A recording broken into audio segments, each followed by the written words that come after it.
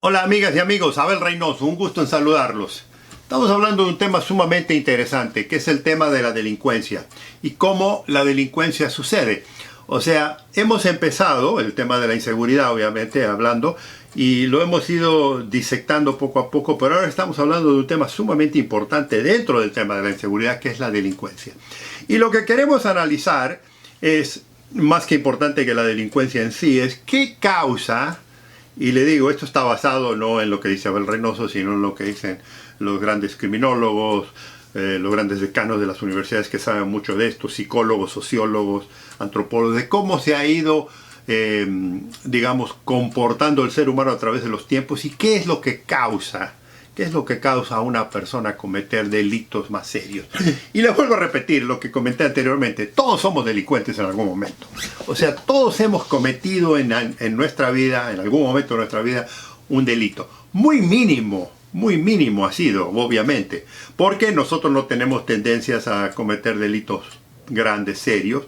Aunque sí le comentaba que sí tenemos la habilidad a veces de reaccionar violentamente. Obviamente si estamos en peligro, si nuestra familia está en peligro, muchos seres humanos tenemos esa habilidad, pero la mayoría de la gente no tiene esa tendencia tan extraordinaria. Y sobre todo, y cuando estoy hablando de crímenes, digamos que todos cometemos, son crímenes muy tontos, muy benignos, digamos. Muchos hemos cometido crímenes de jóvenes que nos robábamos a lo mejor un caramelo, un dulce de alguna tienda o algo.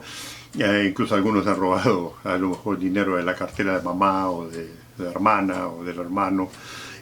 Incluso ya de mayores, cuando trabajamos en alguna compañía, nos hemos llevado algo que la compañía poseía y que ya no lo usaba, a lo mejor, que ya está descartado, pero sin preguntar a nadie, lo llevábamos a la casa, ¿no? Eso ha pasado, equipo, incluso, es más, ¿cuántas veces les comentaba yo, la gente ha llevado equipo o material o, digamos, papelería, cosas de estudiantes, lápices, colores, cualquier cosa, se los va a nuestros hijos o a lo mejor para nosotros mismos? Eso ha sucedido, pero esos son, digo, delitos benignos que sí, obviamente, si nos hubieran descubierto, hubiéramos tenido problemas, pero después ya nos graduamos. Y cuántas veces, y uno de los delitos comunes que no es un delito, pero es una violación de la ley, por ejemplo, excederse en la velocidad. Hablamos de las faltas de tránsito, e incluso tenemos el otro, que ese seguro casi nadie se escapa, que es cómo estas personas a veces optan en no necesariamente, digamos, pagar los impuestos como se deben, mienten en sus impuestos o los eluden directamente, y entonces no pagan los impuestos cuando deben de pagar. Hay una gran cantidad en el mundo que eso sucede por una variedad de razones, no vamos a explicar, pero ante la ley eso es un delito. Entonces tenemos eso. Pero esa tendencia a cometer esas faltas, esos delitos para proteger a nosotros, para conveniencia nuestra, no necesariamente se transforma y se transporta a hacerle daño a la sociedad en sí. O sea, estoy hablando yo del delincuente que por beneficio personal decide actuar para beneficiarse él mismo o ella misma a través de los medios necesarios, sin medir las consecuencias. Y a veces las consecuencias son serias, ¿no? Entonces, esa tendencia la mayoría de los seres humanos no la tenemos. No la tenemos en eso. Tenemos ciertos controles, ¿verdad? Controles que aprendimos de nuestra familia, controles que aprendimos de nuestros maestros, controles que aprendimos de nuestro medio de vida. Pero ¿qué pasa? ¿Qué pasa cuando no aprendimos esto? Y este es uno de los elementos que yo estoy analizando hoy en día. Anteriormente hablábamos en el video anterior de los problemas psicológicos. ¿Se acuerda? El problema de enfermedades mentales, el problema de mala nutrición que afecta al cerebro. O sea, y hablamos de las tres partes más importantes del cerebro que afectan nuestro reconocimiento, nuestra memoria y cómo nos comportamos y cómo actuamos. Esa es parte del cerebro. El cerebro es fascinante, les comentaba yo ayer, pero analizamos tres partes que afectan muchísimo cómo el ser humano actúa, opera, se comporta y recapacita. ¿Y qué pasa cuando el cerebro que tenemos, que es tan importante, es nutrido específicamente por malas acciones? Porque este es el tema que estamos hablando ahí. Estamos hablando del problema sociológico de cómo un delincuente crece. Y el delincuente, le vuelvo a repetir lo que comentaba ayer, el delincuente no nace, nadie nace delincuente. Puede nacer de hijos de delincuentes, ¿sí? Y puede ser delincuente eventualmente, pero no nace. El niño, el bebé, cuando nace, no es un delincuente. Pero ese niño, a medida que va creciendo, primero va observando todo lo que está a su alrededor, y de su alrededor va copiando y va observando, porque el ser humano más que nada aprende a través de observación y luego del lenguaje y luego de actividades y acciones. Entonces, ¿qué pasa si vivimos en un mundo en el que estamos rodeados de personas que son delictivas y que tienen tendencias delictivas? Muchos estudios han sucedido de que hijos que se crearon en el ambiente delictivo, casi seguro, un porcentaje bastante alto, indica que esos muchachos, que esas muchachas van eventualmente a encontrarse en una vida de delincuencia. Hay una minoría dentro de ese grupo, como en todos lados hablamos, ¿verdad? Hay una minoría dentro de ese grupo que rehúsa entrar en el medio de la delincuencia, rehúsa ser parte de eso y, digamos, se sobrepone sobre ese tiempo. Pero la mayoría de las personas caen en ese círculo vicioso, y le digo, aquí es donde afecta el tema social, lo que hablábamos de la madre y el padre, porque tenemos hoy en día muchas madres solteras, tenemos madres divorciadas, tenemos madres viudas, tenemos madres que no saben ni siquiera quién es el padre de sus hijos.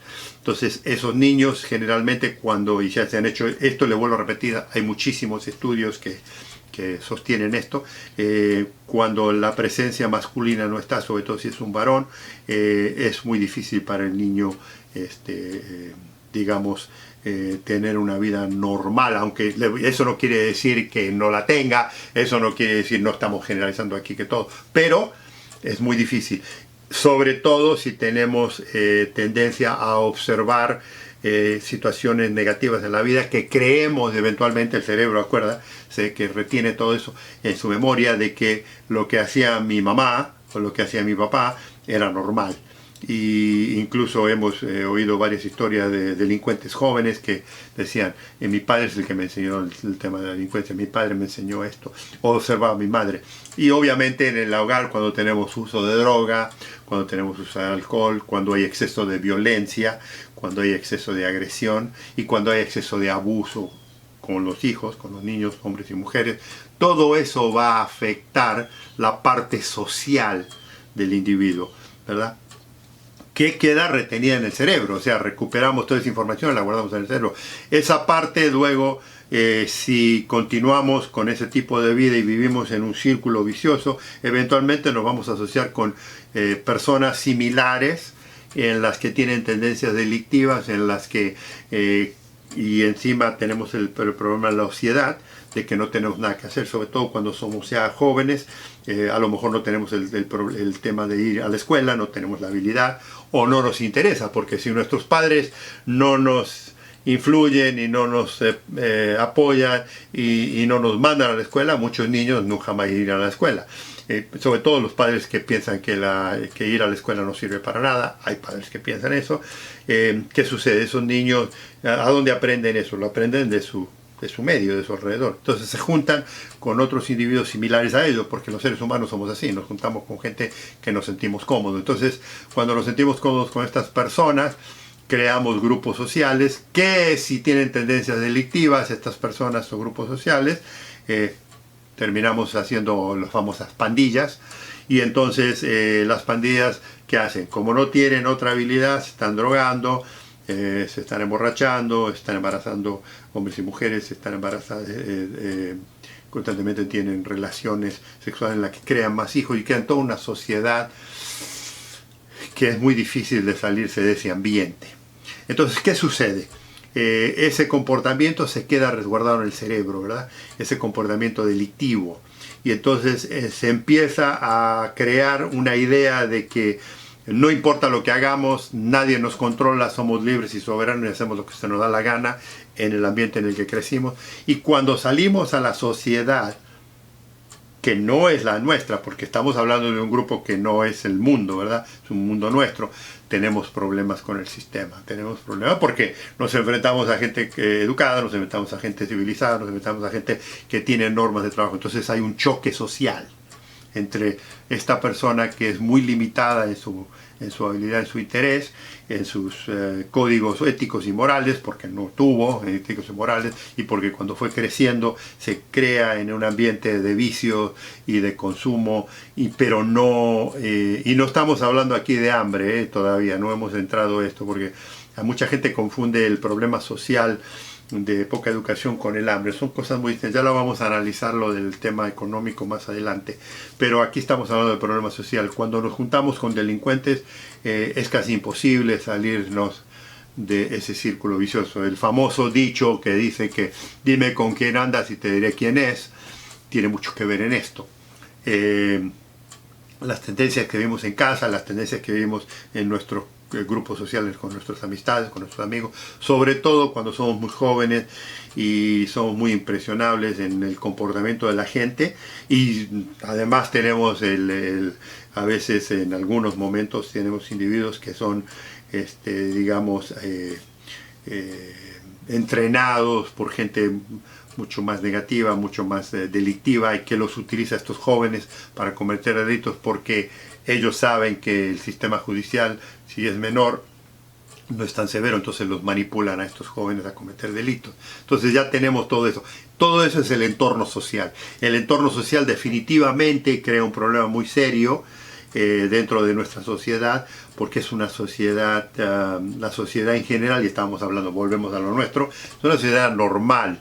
O sea, a lo mejor somos pobres, pero no tenemos ideologías ni tendencias delictivas, porque nuestros padres fueron trabajadores, nuestros abuelos a lo mejor fueron campesinos, trabajaron en el campo toda su vida, nuestros padres trabajaron en compañías o en fábricas o en oficinas, lo que sea, entonces nunca se adaptaron. Entonces la mayoría de los seres humanos no aceptamos ese tipo de comportamiento, pero vivimos en una sociedad y eventualmente ese grupo social en algún momento se va a cruzar con este tipo de gente, y es ahí donde a veces aparece el conflicto, porque lo interesante es la mayoría de la violencia y del maltrato y del acto delictivo jamás realmente, no jamás, pero raramente ocurre dentro del círculo de ellos.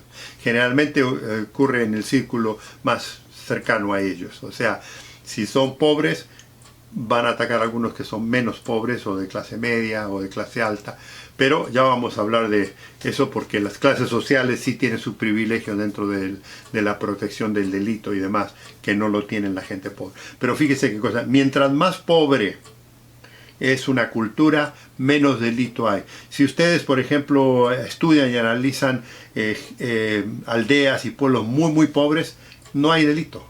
¿Por qué? ¿Qué le van a robar a qué? No, nadie tiene nada. O sea, generalmente el delito de esta gente ocurre en otros lados. Se van de aquí a buscar lo que no tienen en otros lugares, y entonces ahí está el problema, ¿verdad? Es un problema social, es un problema, pero hay que analizarlo, lo estamos pensando, lo estamos hablando, y por eso lo estamos comentando aquí, porque le digo, ya hablamos del psicológico y ahora estamos un poco del problema social, que es muy complejo, porque no es tan fácil salirse de esa sociedad, digamos, limitada en educación, en economía, en posibilidades de trabajo, en posibilidades de estudio. Todo eso lo limita a un ser humano y le da opciones muy, muy pequeñas. Y los gobiernos, que son, porque este es un problema social, la verdad, esto no es un problema de la seguridad, no es un problema de la justicia, no es un problema de la policía, es un problema social que un gobierno inteligente debiera de considerar. Entonces, ¿qué pasa? Cuando ese individuo sale de esa ciudad, sale de ese círculo, de esos barrios, de esas colonias, de esas favelas, y entra en la ciudad, ahí es donde empiezan los problemas con este grupo de gente. Los dejo aquí, los invito a que nos sigan en el próximo video. Comentarios son importantes, siempre nos interesa, y los invito al próximo porque, amigos, aún hay más.